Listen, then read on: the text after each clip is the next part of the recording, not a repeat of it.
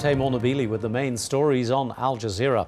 The Red Cross and the United Nations are calling on Sri Lanka to allow them unrestricted access to the country's refugee camps.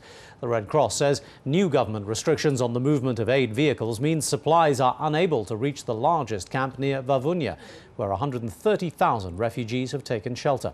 An estimated 280,000 people fled the recent fighting between Sri Lanka's military and Tamil Tiger rebels.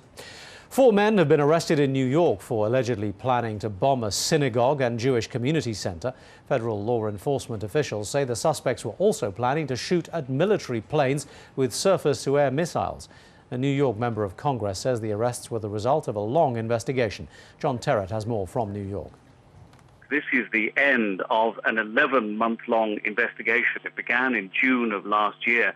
And according to the United States Attorney for the Southern District of New York, the 4 men were arrested on charges arising from an alleged plot to detonate explosives near a Jewish synagogue and community center in the Riverdale section of the New York borough, which is known as the Bronx.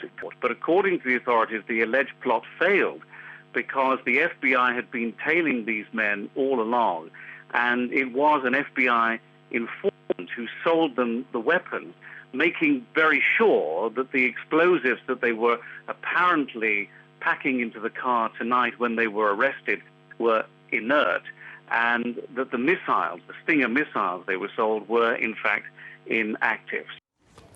The U.S. Senate has voted to block the transfer of detainees from the Guantanamo Bay detention center in Cuba to the U.S. It's also denied President Barack Obama the $80 million necessary to close the prison down.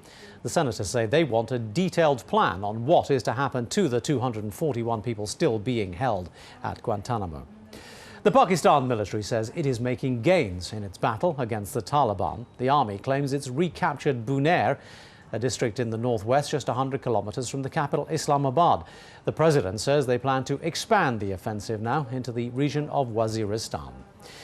You'll find more stories and more news at our website, aljazeera.net/English.